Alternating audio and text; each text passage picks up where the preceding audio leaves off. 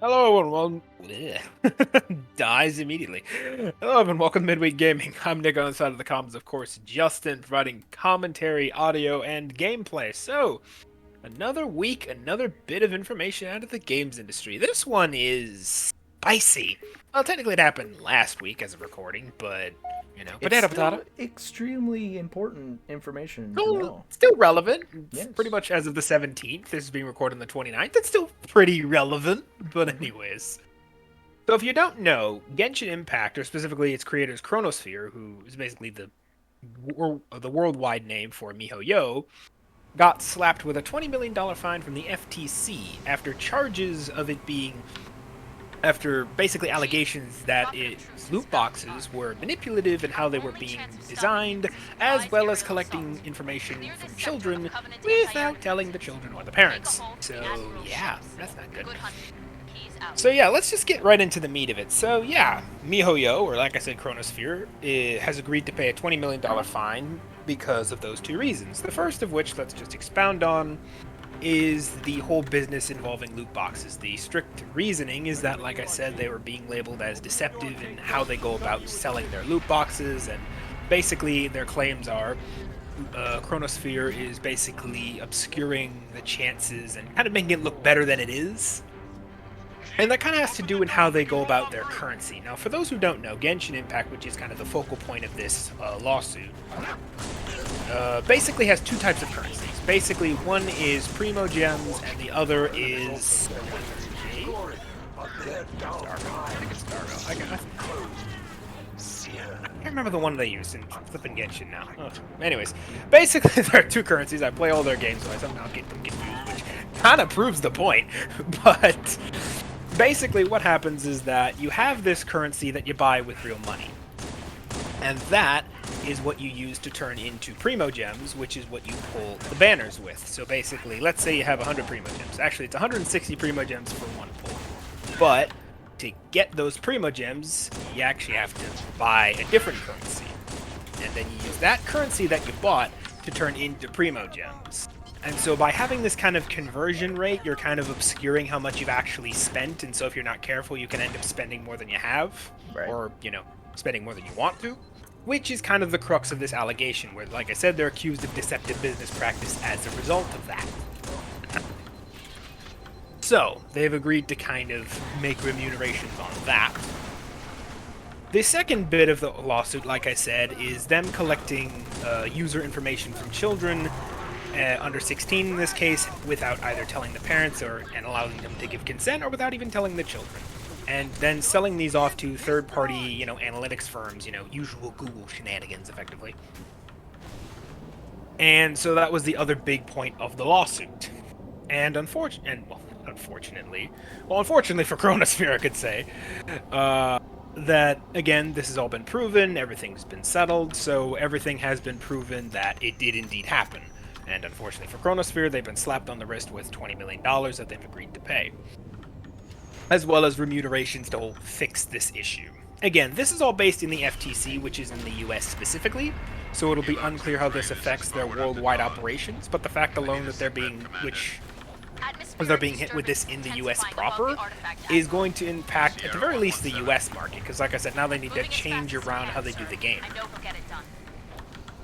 So yeah, the $20 million itself has yet to be approved by a federal judge, and everything's yet to go through and be, approved legally. But this does seem to be what is going to end up happening. It's just like I said, a matter of, getting all the boxes ticked before this goes into effect.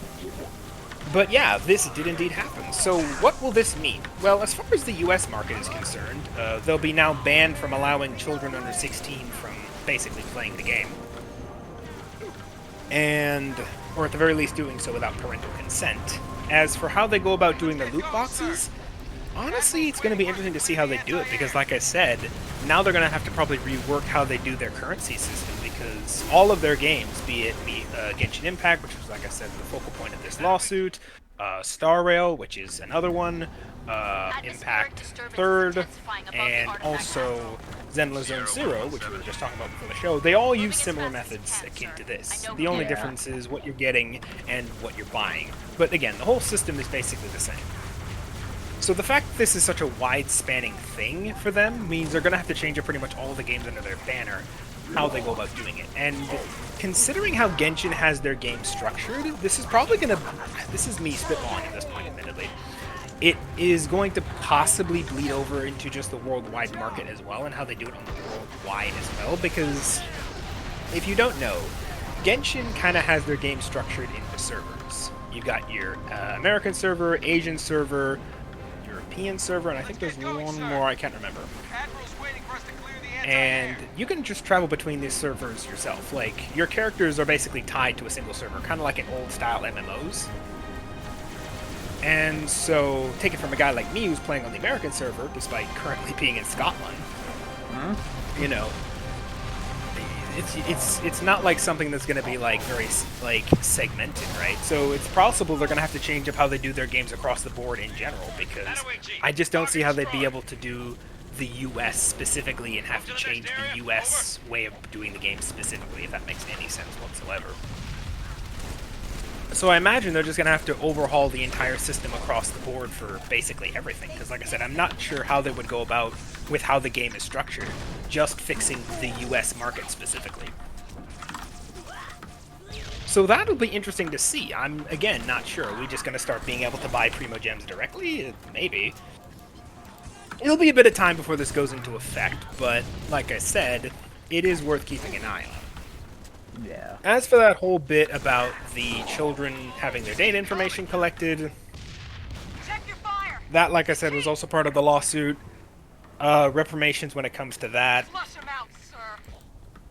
I mean, maybe they're going to have to add a warning to it, or maybe they're going to have to, well, they're probably going to have to add in some kind of parental control system, obviously, to it. So that'll be interesting to see how that happens.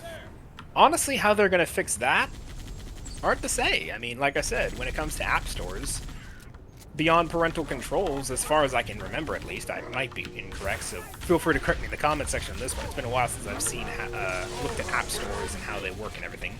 You can't exactly limit a person from downloading apps based purely on the app itself, barring, like I said, parental controls in the app store or the app itself, so not sure how they're going to just prevent children from under 16 from just using it.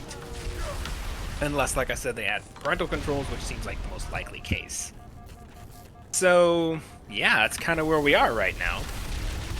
And the specific, like I said, one they violated, for if you're curious, is the COPPA policy, so Children's Online Privacy Protection Rule, that's in the US. And again, we've linked the Federal Trade Commission's official press release detailing all of this down in the description, along with, I think, both the complaint itself as well as the kind of decision that's been made and the remunerations kind of on that part, the proposed orders they call it. Both of those can actually be found in the FTC's press release itself, but if you want to just click on each one of them individually, those will both be in the description below, so feel free to read them. If you're feeling on reading 34 pages of legalese, go ahead, I won't stop you. But yeah, that's kind of where we are. So what do you think, Justin? What's your take on this whole matter? It's going to definitely change up how they're going to organize when it comes to all the in-game transactions and how everything's going to transfer when it comes to, alright, you've got these materials, and these materials. Like, it's, no matter what, the whole point of it all is to go and basically kind of bring money like one-to-one, so if you're getting something worth something, i.e. you're getting a currency for a currency, you're getting it one-to-one pretty much, and that's what they want. So that kind of compliance is going to really kind of force the issue in certain regards to, you know, companies actually, you know, complying with certain rules and stuff. That's the thing, too, like, having this kind of brought to the forefront might also be kind of a sound off for gotchas in general, because I believe other gotcha games also use similar policies, so maybe this will be also as well. Like I said, one of the big ticket item for this was the COPPA violation, which was the collecting data. But like I said, the other part was also the whole bit around the deceptive monetization practices, so I'm not sure how much this will affect the gacha industry in general, but I would imagine this is definitely going to bring it up on everyone else's radar, because if you're not too familiar with how legalese works. Generally, when it comes to things like this, they rely heavily on things like precedent. So if there's a case of this happening in the past, in this case, this particular instance, then it can be cited in future claims as kind of proof that, hey, if you did it this time for this reason, then you can do it for this time for the same reason as well for someone else.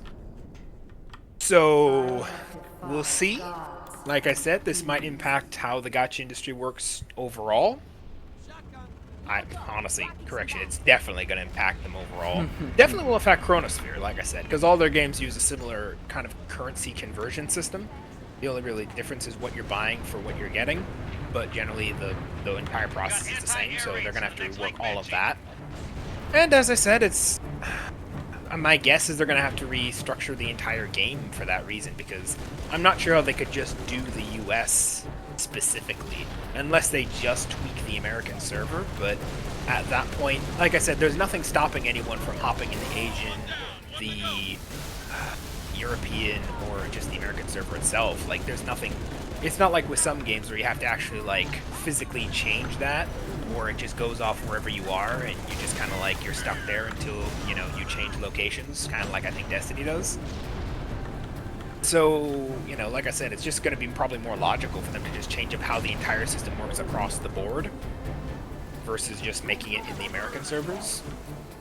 So, yeah, we'll see how this goes down. Like I said, maybe we'll be buying Stellar Jade directly this time, so... I don't know. Will that affect the prices? We'll see. It might actually affect some of the pricing, because here's the thing. They make money off of gacha games make their money off of the gacha. Like, that's the end always goal, no matter what. That's the way. So when it comes down to it, seeing that like part of their revenue stream is basically missing now, chances are they're going to up prices in other regards now.